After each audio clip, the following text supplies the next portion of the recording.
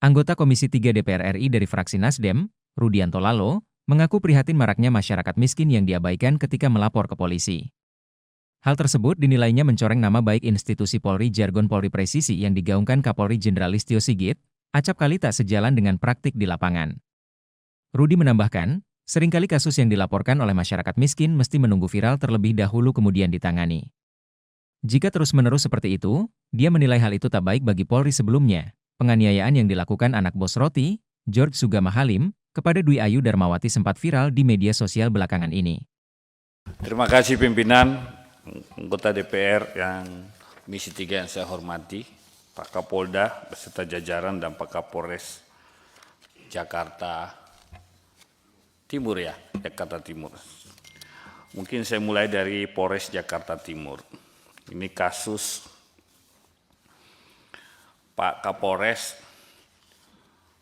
apakah penangkapan, saya bisa bertanya langsung Pak, atau bisa Pak ya, pimpinan izin, apakah perintah penangkapan kepada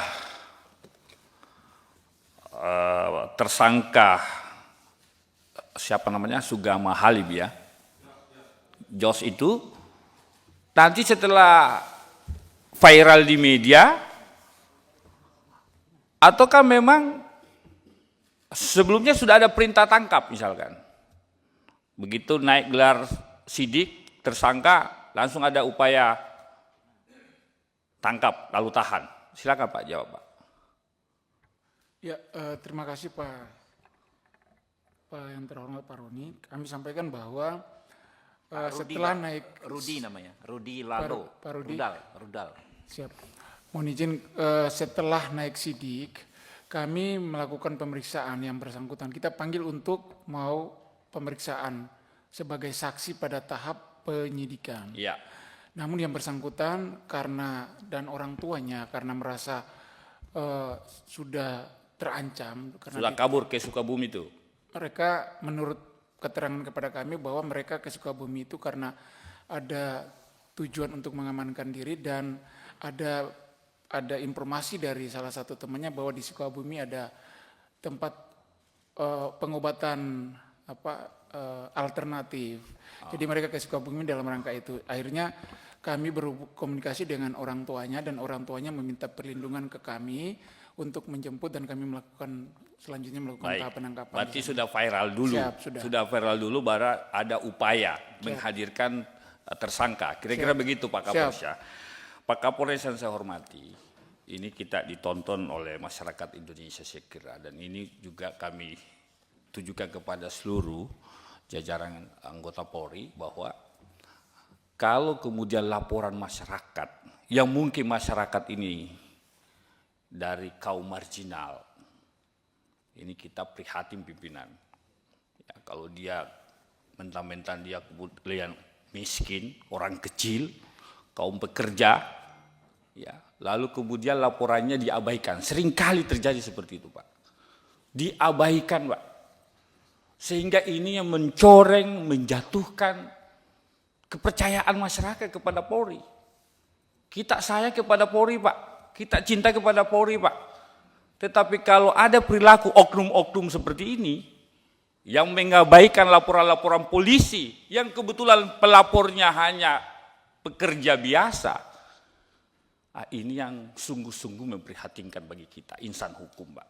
Kami Komisi 3 ini juga bagian dari Komisi Penegak Hukum Pak. Kami harus mengontrol, mengawasi kerja-kerja kawan-kawan di kepolisian Pak. Saya hanya Pak Kapolri punya jargon presisi, luar biasa jargon presisi Pak. Tetapi praktik di lapangan tidak presisi. Yang rugi siapa? Sayang kan?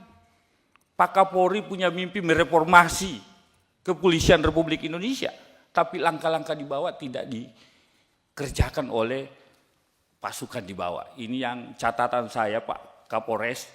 Ya, karena kalau nanti viral baru kemudian ditangani, ya kita sampaikan kepada masyarakat Indonesia. Kalau mau masyarakat Indonesia mencari keadilan, mau ditangani, ya viralkan dulu kira-kira begitu. Kan tidak bagus kalau penegakan hukum seperti itu. Nah, mudah-mudahan tidak seperti itu Pak Kapolres. Ini catatan saja pimpinan. Yang kedua, Pak Kapolda, Kami Pak, Komisi 3 luar biasa fungsi pengawasan kami karena setiap kasus-kasus yang muncul menyita perhatian publik. Saya tidak mau menyebut kata viral. Saya menyita perhatian publik, langsung dilakukan rapat dengar pendapat. Pak Kapolda bisa dibayangkan kalau polisi tugasnya mengayomi, melindungi, ya kan?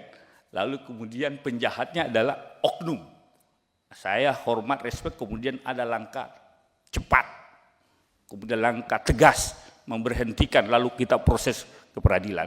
Tetapi pimpinan mohon izin, mohon kiranya mungkin rapat dengar pendapat berikutnya setelah masa reses, mungkin kita perlu mengusulkan kita undang Irwasum atau Itwasum, undang Kabid Propan, karena ini kejadian banyak terjadi di seluruh Indonesia. Kita undang kalau perlu Irwasdanya Pak, bagaimana mekanisme pengawasan internal. Saya dengar ini kan Irwasum baru nih Pak, pejabat baru. Kita mau dengar konsep gagasannya bagaimana pengawasan internal di kepolisian. Supaya tidak ada lagi rapat-rapat dengar pendapat seperti ini Pak.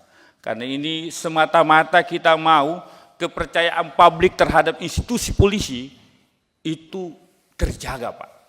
Anda bisa bayangkan kalau masyarakat tidak percaya polisi, di mana lagi kita mencari tempat mencari keadilan? Nah inilah harapan kita. Jangan lupa subscribe ya.